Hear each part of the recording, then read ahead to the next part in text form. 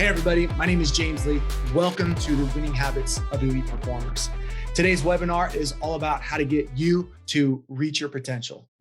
Your potential is different than everybody else's. There's probably a few things that you can do in order to get to that next level. And I'm going to share that with you. If you've never seen me speak or you've never been to one of my webinars, I spent a lot of time working with professional athletes all the way down into the youth sports, 11, 10, 9 years old. I spent a lot of time at IMG Academy as the head of leadership development. And I currently work with a few professional teams. And I've picked up on these habits that I see these elite performers do. And it all revolves around three things: being able to produce results, being able to protect yourself, and then also promoting yourself so that everybody knows what your intentions are. We'll start with this idea of the aggregation of marginal gains. It's really just getting 1% better. You know, if you can get 1% better every single day by just paying attention to how much sleep you're getting, eating better, drinking more water, hanging out with people who aren't draining your energy. These are just a few of the things that you can do to really increase your chances of performing well on game day. Now, there's this story about this British cycling coach. It's back in 2010. And his goal for the team was to win the Tour de France in 4 years. Long story short, they won it in 3. And the way they did that is he took very, very meticulous notes on everything that they had control over, and they made changes. They saw what worked, they saw what didn't work, and then they decided to move forward with what did work. For example, think about cycling, right? So the bike, how much the bike weighs, how much wind resistance the bike has, how the cyclists are sleeping, what they're eating, who they're spending time with, what they're spending time with on. All these things added up, equating to large changes. But most people overestimate what they can do in 1 year.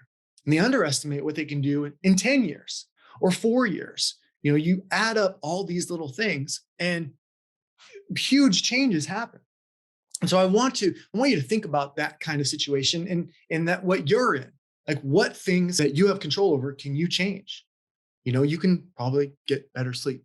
You can probably eat a little bit better. You can maybe spend more time on your homework or, you know, working with people or talking with people that are going to help you get to that next level.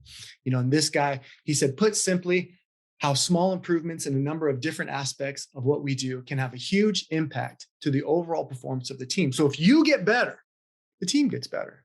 And it doesn't matter if you're a bench warmer or, you know, the person who scores all the goals or puts all the points on the board. Everybody has a role, and everybody can contribute by taking personal responsibility in their own performance and their own preparation. But first, I want to dive into something that is very popular in our culture, and that's the have, do, be methodology. And what we're talking about here is most people believe if you have the thing that you want, whether it's the best cleats, a new car, a nice place to live, if you have these things, that you can actually do more around, you can perform at a better level, and then you can become this person. The reason I think that's wrong is because it has to do with your reputation. If you've been on this planet for any number of years, you know that your reputation is not really up to you.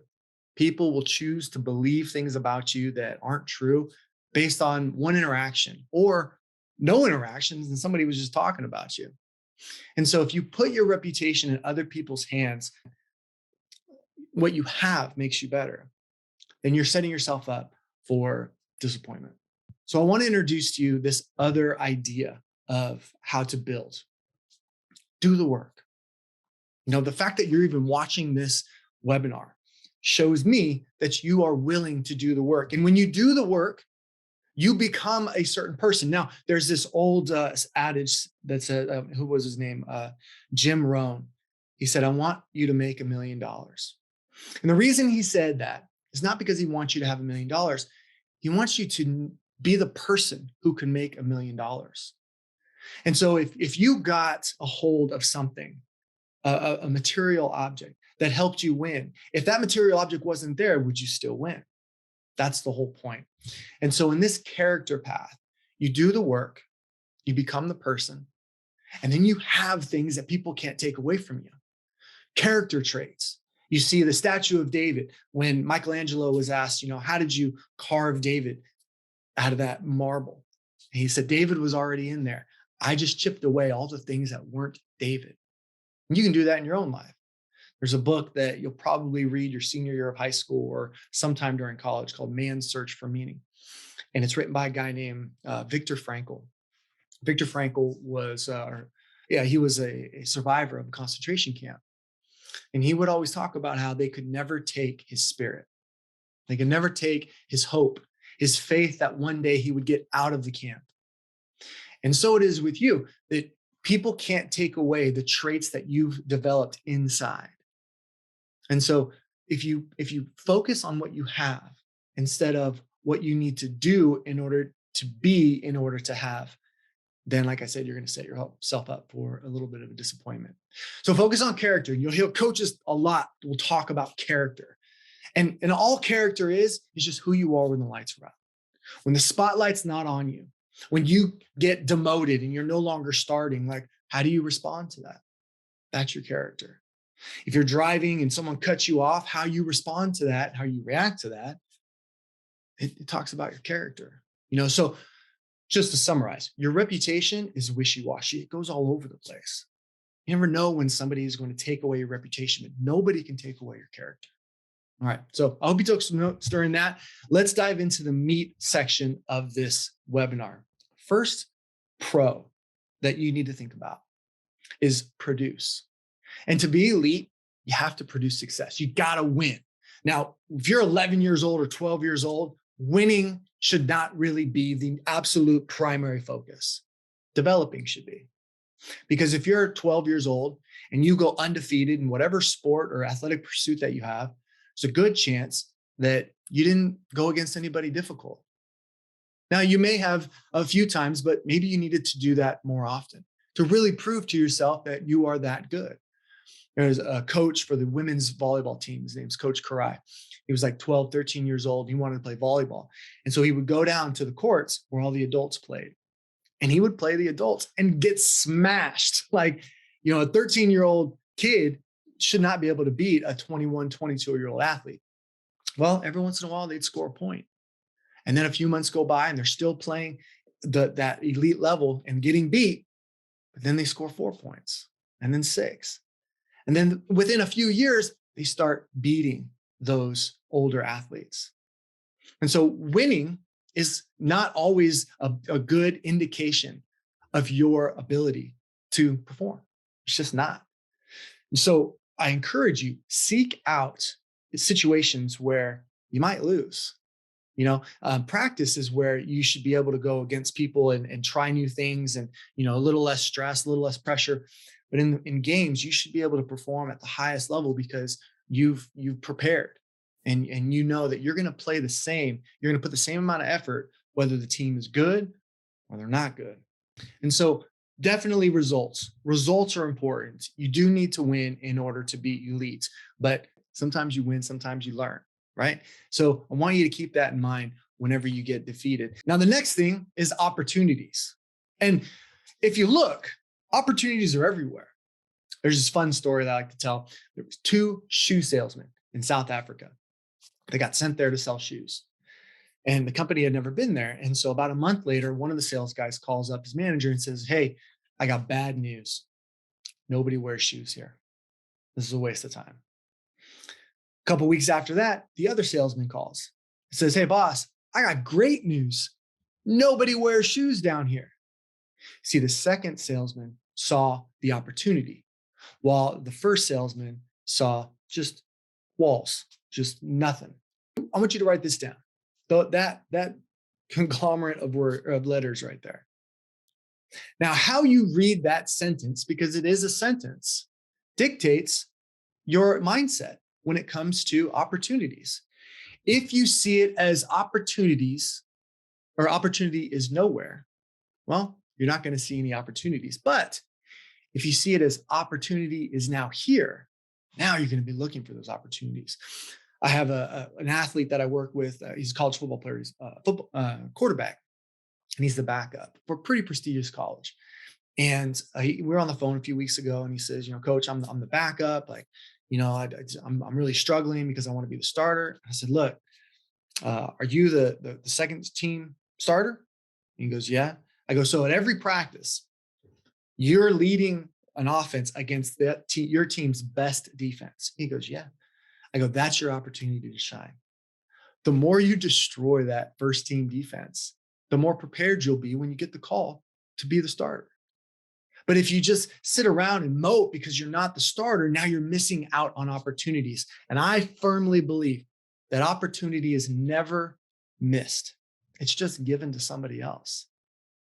So be aware of opportunities. And I want you to look around and find ways that you can just make yourself, which is this next one, valuable. See, that's the secret to success, is really just finding how you can be valuable, whether you're the starter or whether you're riding the bench. Either one, you can present value to the team. And that is a secret later on in life. When you have a job or when you're running a company or whatever you're doing, if you can create value, you'll get paid for it. Now, this photo right here, this is when I was at IMG Academy as the head of leadership. And with this girls soccer team, they would write what they were going to bring to the team on their arm. And that was their commitment, whether it was discipline, humor, teamwork, whatever it was. They're like, this is what I'm going to commit to bringing to the team. And that's a fun activity to do. I love doing that activity, but I really want to hit home is that you've got to add value in order to be successful. Produce results, definitely win, find opportunities, and create value on your team. All right, the second pro is protect. To be elite, you have to protect yourself. And like I said before, sometimes you win, sometimes you learn.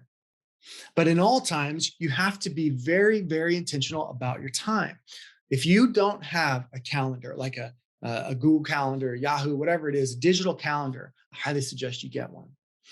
Also, have one that you write down where you can take notes in, where, if you lose that calendar, you always have your digital thing, but take responsibility for your time, for your commitments. And you write birthdays on there, you write game times, practice times, your own personal practice times, development times, all that kind of stuff, assignments, have everything on there so that you can really just protect your time, because time is not infinite. Everybody has 24 hours. Everybody needs to sleep. Everybody needs to restore their muscles after a hard academic or athletic pursuit. So I want you to be very, very intentional about your time. And I teach this thing called the 3-hour shield. It's that one time in your life where you can be super selfish. 3 hours before game time, create for yourself a routine that you go through. Whatever athletic pursuit you're in, whether it's equestrian, golf, tennis, football, basketball, baseball, whatever it is, be very intentional about those 3 hours. Shield them from the world. Maybe it's you're going to turn your phone off within an hour of game time or of start time. You're going to make sure that you eat certain foods, drink a certain amount of liquids, hang out with people who give you life. These are all things that you can put in that 3-hour shield. I also like to call it a pirate nap. Now, when I was playing sports, I would see guys be just very lackadaisical about their preparation for game, whereas I needed to be in the right mindset. Like, my main sport was football and I was a quarterback. And so I needed to make sure that by the time kickoff happened, that I was ready mentally, that my body was warmed up, and that I was psychologically just ready to go into beast mode. So write that stuff down and use it as long as it works. Second, your energy. Now, I could talk hours about protecting your energy, but what I'm really talking about is being around people who are givers and takers, people who will take your energy, call them like energy vampires, right? It's like they just suck the energy out of them, and you know who they are. And if you don't know anybody like that, you're probably that person that just sucks energy out of people. And the thing is, you don't have to do that, but that's another talk for another day. Hang out with people who are going to build you up. I always warn athletes about their phone right before game time, because there's a lot of opportunities in the phone to be able to take your attention somewhere else. I remember when I was in high school, I was playing football and we were warming up, and my girlfriend at the time was a cheerleader, and she stepped off the box and fell down off the box. Well, I'm out there, varsity game, warming up, and someone comes over to me. They're like, "Hey, so-and-so just fell off the box." I was like, okay, is she okay? Like, do you need help? I mean, what are we doing here? So I was like caught in this moment of like, my team needs me, but then also like my girlfriend fell off the box. And like, what am I supposed to do? But that kind of stuff happens all the time. I have a friend, went camping a few years ago, and we're like 600 miles away from home. And his wife calls him up and says, "Hey, the dog got out." And he's like, I, I don't know. Do you want me to come home? Like, she's like, "No, I just wanted you to know." Well, guess who didn't have a good time until the dog was found? And so there's all these things that can pull us, and the dog was fine. Everything was great. But there's all these things that can pull our attention, and we can really struggle with that and not be able to focus. And so when it comes to your energy, I mean, we didn't even talk about sleep or the food that you eat, like all this kind of stuff builds into how much energy do you have when the game starts. And so be very intentional about that. And like I talked about these pirate maps, and we've talked about them in previous webinars, is whatever your best performance was, reverse engineer that. Go back in time, be like, what did I do 3 hours before, 6 hours before, 24 hours before, and then try to replicate that. Because you'll find the best athletes in the world actually live pretty boring lives during the season, because they're going from practice, preparation, game, practice, preparation, game, restore, recover type stuff. But there's this rhythm that they get into. And it's hard sometimes in high school with all the distractions that you have. In college, you have all these courses and stuff. And even as in professional ranks, you've got family and you've got all these other things. So there's always something. But if you want to be elite, then you have to figure out what are the priorities, what takes preference over what. Now, the third part of protect is your resources. And here I'm talking specifically about your money and your mentors. Now, when it comes to your money, depending on what age you are, you may not have a whole lot of say in that. But the older you get, you get paychecks, bonuses and all this other stuff. But even if you're young, whatever money that you have to buy those things, you need new cleats. When I was a sophomore in high school, I got used cleats. Like that was the thing. We didn't have a whole lot of money. And so my dad we go to this used store and we'd get cleats. Well, there was this thing in high school where people would steal cleats. And so I was always really worried that someone's going to break into my locker and steal my cleats, because if someone stole my used cleats used by somebody else, I might be screwed. And so be very protective about the stuff that you have. Don't just leave your bag laying out. Don't leave your locker unlocked or unattended when it's open. Be careful about that stuff, because some things can't be replaced. I went into the store the other day and I left my car unlocked. Someone went in and I had this money clip that my dad gave me, and someone took it. There's only like $13 in there. I didn't take my money clip because I had my card, but someone took it. That can't be replaced. So be very intentional about protecting all that stuff. Now, mentors is different. Mentors is fun because, like this morning, I got up, I had my coffee, and I spent time with a mentor that has been dead for 30 years or so, because he wrote books. And so I was reading his book and I was taking notes in it and stuff. And I'm very intentional about the books that I read and the people that I hang out with, whether they're here or they're gone. And so you have resources around you. You have answers in libraries. Success leaves clues. It does. And so if you're open to it, it's just like opportunities. If you're open to opportunity, if you're open to clues about success, they are there.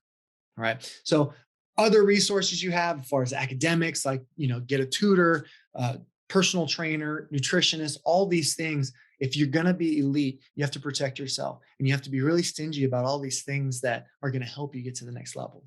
All right. This last one is project. And to be elite, you have to project your future. You got to put it out there. If you can't believe it, if you can't see it for yourself, it's not going to happen. Now, when you're young, people want you to do well. As you get older and you get better, the haters get louder, and less people actually want you to do good, because that means that they can't be successful. It's a very weird thing, but whatever. The first thing that you can do is project yourself. And specifically, to be elite, you got to increase your vocabulary.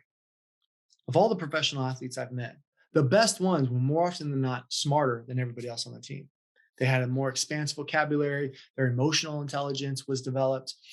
Spend some time learning new words. If everything you like is cool or awesome or sick or whatever word kids are using these days for something that they like, then you're not accurately describing how you like that thing. If I have my dog, my ice cream, and my brother, and I love all of them, well, I love all of them differently. But the problem with the English language is there's only one word for love. So expand your vocabulary, because those words that you say came from the words that you thought. And when you can create these thoughts that are around, big ideas, it really helps you be able to express yourself, and especially when it comes to emotions. One thing that I do is I memorize poems. And if any athlete has worked one-on-one with me or in a group, then I've probably made you memorize a poem. And it was maybe Invictus, which is up there on the wall, or If is another good one. But when you memorize poems, it's different than memorizing song lyrics. Like, song lyrics can help, but I got a lot of Snoop Dogg and Dr. Dre and Eminem lyrics memorized that I can't do a thing with. But the poems that I've memorized, every time I read them, every time I recite them, what's interesting is I learn something about them, and it helps me learn something about myself. Now, the second thing in project is your influences. And I've talked about this a lot on different webinars, because it's a fact of life that you become like the people you hang out with, and you become like the people you seek out.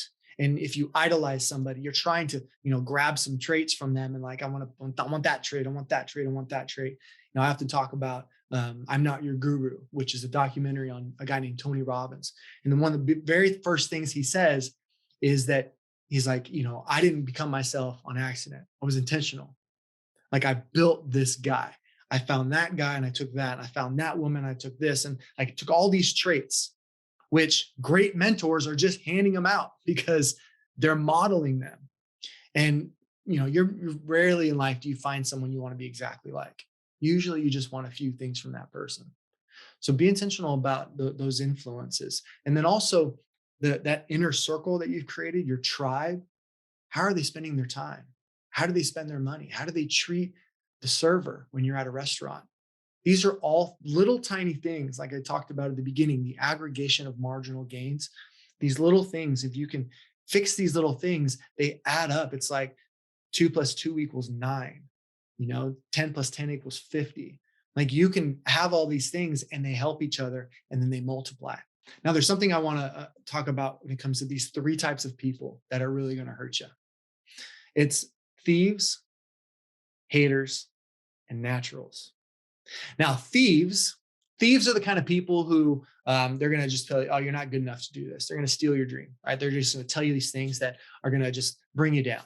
Like, stay away from those people. They're no good for you. Now, unfortunately, a lot of times they're in your family and you can't really get away from them, but you can figure out a way to just kind of block that out, that negativity out.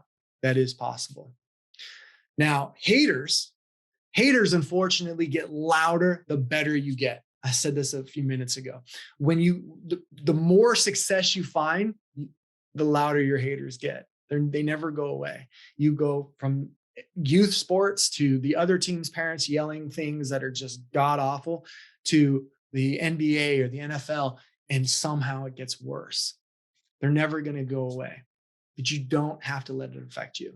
You've got to create a situation where you have thick skin, where you just block that kind of stuff out. And there are techniques that you can use that I've talked about on different webinars, and I'm sure I'll talk about again. But the third one is, they're called naturals. These are people who don't realize that their genetic gifts are actually at fault for making them so good. You get somebody like Michael Phelps, who is a world-renowned swimmer and has tons of medals from the Olympics. Well, he has a body that is literally engineered to be able to go as fast as he goes. If I were to swim up against him, it doesn't matter how much I'd ever train, I'll never be as good as him. Or LeBron James, just built like a beast, monster basketball player. So there are certain things that when people tell you, oh, you don't have to lift very hard, like you're strong enough, you're good. No, they don't understand that their genetics got them there. And this happened to me in high school. I remember I'd be lifting really hard in the gym, and this guy who was just built he just had his jeans. He was just a big dude. And he worked out okay. He was going to try to give me advice on lifting. And I remember telling him back then, I was like, dude, we're not the same. Like, I can't do your program because my body is different. Yeah, we have the same anatomy, but our genetics are just different. And so thieves, haters, and naturals, you want to stay away from them, or be aware that you're talking to them and use it to your advantage. Now, this third one in project is your destination. I do this with Post-its. Let me see if I haven't. Yeah. So if you go into my bathroom, you'll see a bunch of these Post-its. And these are all things that I've accomplished or I want to accomplish. Sometimes it's hard to, when you're in the bubble of defeat or something happened and you can't really think straight. It's great to be reminded that, you have won in the past, that you're not terrible. You don't suck like all the haters are yelling at you, that you actually have some value to offer the team. You have some previous wins that you can think about and be like, all right, you know what, I lost this time, but I'll get back out there. And so I have these things written up all over my bathroom, and it's a reminder of things that I want to do and the things that I have accomplished. But you got to put it out there, what you want to do. One of the best ways to differentiate yourself from your teammates, especially in your coach's eyes or adults around you, is to tell them what your intentions are. If your intentions are to go to college, if your intentions are to get out of college and go play pro, tell people. You don't have to hold that stuff in. Some people will make fun of you. Most people will make fun of you. But do it anyways, because somebody has to take that scholarship. Somebody has to have that pro contract. Somebody's got to represent your nation at the Olympics. Why not you? So promote your destination. Promote where you want to be. If you can't see it, no one else is going to see it for you. All right, let's review. So we talked about the reputation path. We talked about the character path. Go the character route. We talked about producing. So you want to, produce opportunities. You want to make sure that you're getting some wins under your belt, but then also getting beat by some better competition. And then you're also going to want to produce value. The second thing is protect. You got to protect yourself. You got to protect your time. You got to protect your energy, and you got to protect your resources. And then the last one is promote. You got to promote yourself. You got to promote your influences and make sure that you're being intentional about who you're hanging out with. And then also promote your destination. Where do you want to go? Dream big. I guarantee you it's not big enough. So I want to encourage you. Dream bigger, be bigger, do all the stuff that you want to do. Somebody's got to do it. Why not you? Well, thanks for watching today. My name is James Lee. You can reach out to me at utathlete.com or jamesleath.com or at James Leath on all the different socials. Have a great day.